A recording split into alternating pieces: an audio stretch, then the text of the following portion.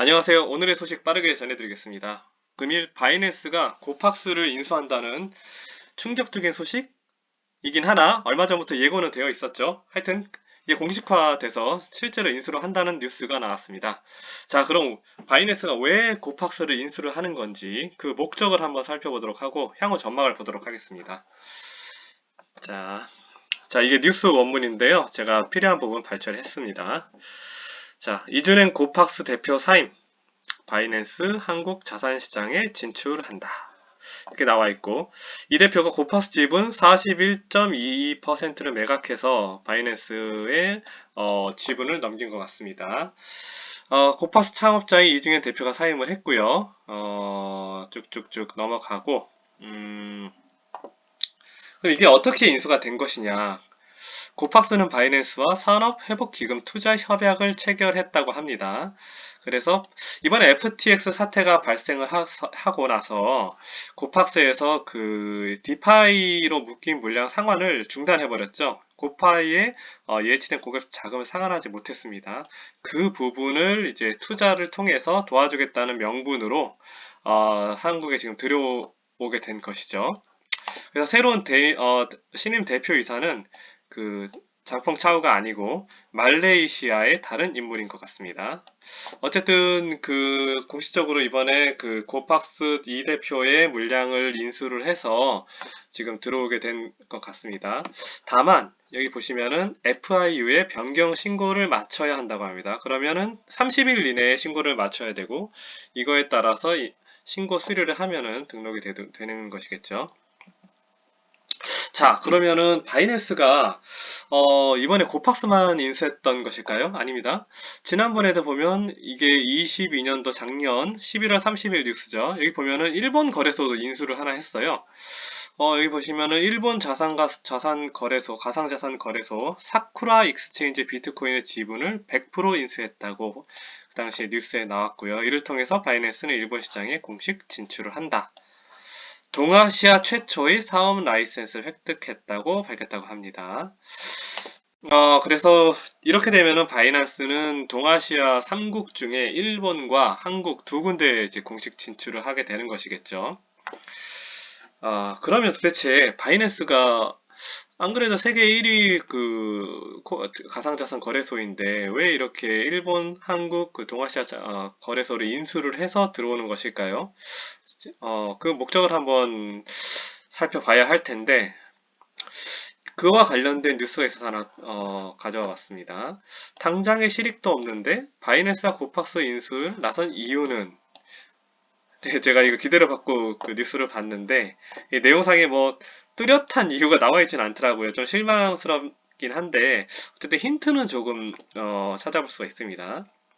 여기 보시면은 바이낸스가 고팍스를 인수한다고 해도 당장 사업을 진행하는데 한계가 있고 또 따로 허가를 받기 전까지는 파생 상품 사업 이제 마진을 의미하는 것이겠죠. 진행이 어렵다. 따라서 그다지 실익이 없다는 것이겠죠. 그래서 이번 인수는 간판만 고팍스에서 바이낸스로 바뀌는 셈이다. 그렇다면은 우리 입장에서 봤을 때 고팍스가 있나 바이낸스가 있나 뭐가 다른가 하는 그런 의구심도 좀 생깁니다. 그래서 어떤 가상자산 분석업체 대표는 바이낸스가 그동안 강점으로 꼽혀온 파상상품 거래를 국내에서 하지 못하면 다른 국내 거래소들과 비교해서 별다른 경쟁력이 없다라고 말했습니다. 이제 당장은 그렇다는 것이죠. 당장은 뭐 첫 술에 배부를 수 있겠습니까? 일단은 한 발 들여놓고 이제 서서히 시장 지배력을 넓혀 나가겠죠. 어쨌든 그렇고요. 여기 그 다음 내용인데요. 보시면은 자 보시죠. 뭐 다 아는 내용이고 아무튼 간에 이거는 이제 이 부분은 바이낸스가 이제 국내의 규제에도 불구하고 들어오게 된 경위를 밝혀주고 있는 내용이고요. 큰 내용은 없는 것 같습니다. 그럼 제가 생각하는 바이낸스가 고팍스 등 해외 거래소 이거 고팍스는 국내죠. 어쨌든 일본은 해외였고 고팍스는 국내죠. 거래소 왜 인수하는가? 제가 생각하는 이유는 그렇습니다.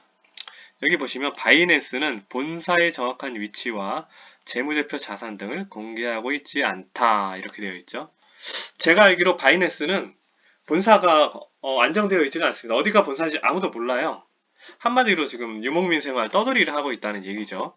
거기다가 장펑자오 그 바이낸스 대표가 최근 그 미국 검찰로부터 자금 세탁 혐의까지 받고 있죠. 굉장히 좀 어려운 상황이죠. 안 그래도 그 안착해서 사업을 지속적으로 영위할 수 있는 본사도 제대로 없는데 지금 미국의 압박으로 인해서 자금 세탁 혐의 등등 지금 굉장히 압박받고 있어요. 그런 상황에 과 관련이 있지 않을까. 그동안 본사도 없이 유랑 생활하던 바이낸스, 규제 사각지대에서 꿀을 많이 빨아왔죠. 세금은 어떻게 내는지 모르겠습니다만 꿀을 많이 빨아왔는데 지금 뭐 미 검찰의 자금 세탁 혐의 조사 등 산업 슬슬 규제 압박이 시작되고 그러다 보면은 어디에도 정착하지 못한 떠돌던 바이낸스가 이번에 EDXM 거래소 같이 미국 월가의 전통 금융 세력들이 세운 거래소죠.